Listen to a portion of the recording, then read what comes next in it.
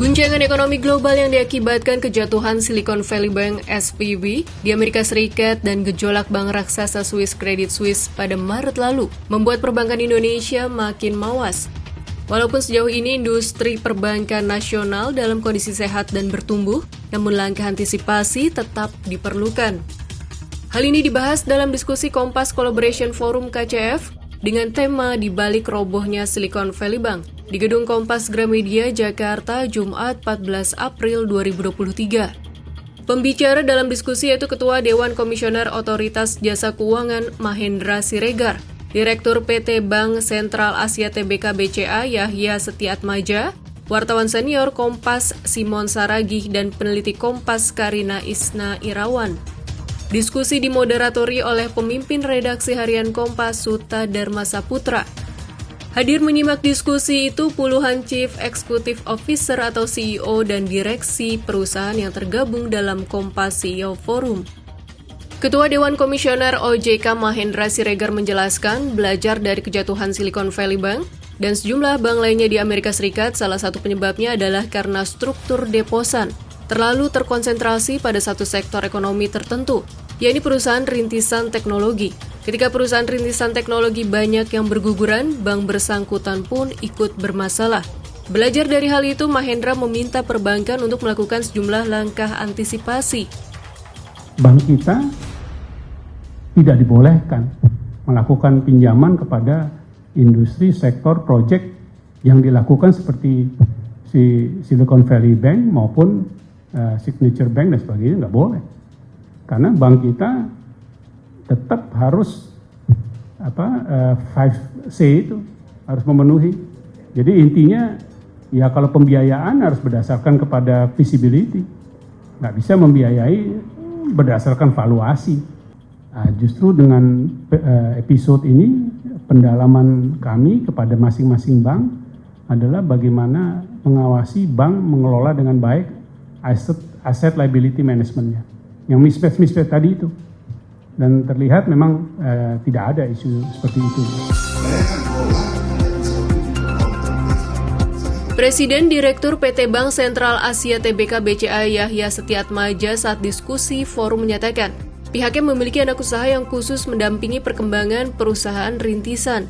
Dari sana, lanjut Yahya, yang menemukan fenomena bahwa perbankan dalam negeri tidak ada yang memberikan pendanaan pada perusahaan rintisan teknologi.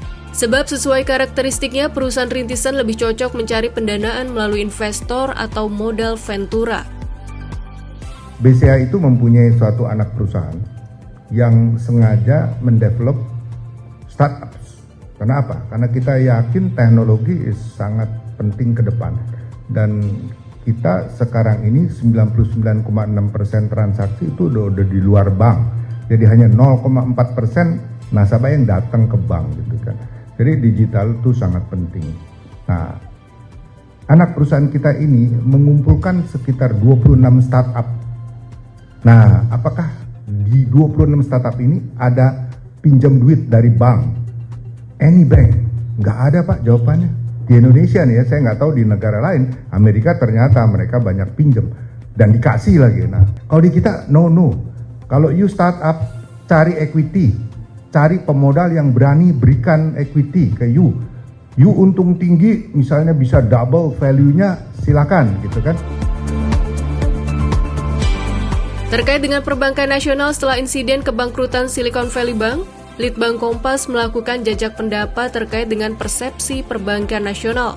Peneliti Litbang Kompas Karina Isna Irawan menyatakan jika persepsi masyarakat terkait perbankan masih dinilai positif.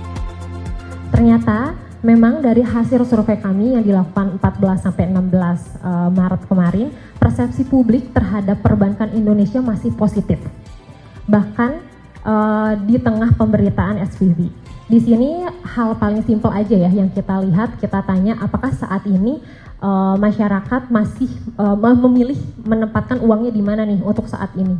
Ternyata pilihan bank itu masih sangat tinggi, masih mayoritas 54,4%. Di sini tapi kita tidak berbicara inklusi keuangan ya, karena itu kan hal yang berbeda ketika kita berbicara inklusi keuangan. Cuman memang di sini bank masih dipercaya untuk menjadi tempat menyimpan uang.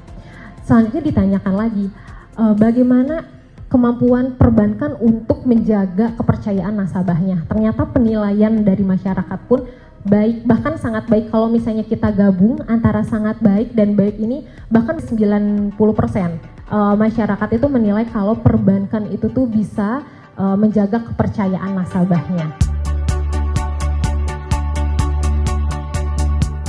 Ekonom dan Rektor Universitas Atmajaya Jakarta Agustinus Prasetyanto yang juga hadir dalam forum itu mengatakan, gejolak perbankan di Amerika Serikat dan Eropa memang tidak sampai berdampak besar di dalam negeri. Namun ia mengingatkan untuk tetap waspada. Secara makro mungkin impact-nya nggak akan terdampak lah ya. Pertumbuhan ekonomi kita tetap tahun ini mungkin di atas 5% gitu. Tapi mikronya Pak, yang ini mungkin perlu diamati gitu.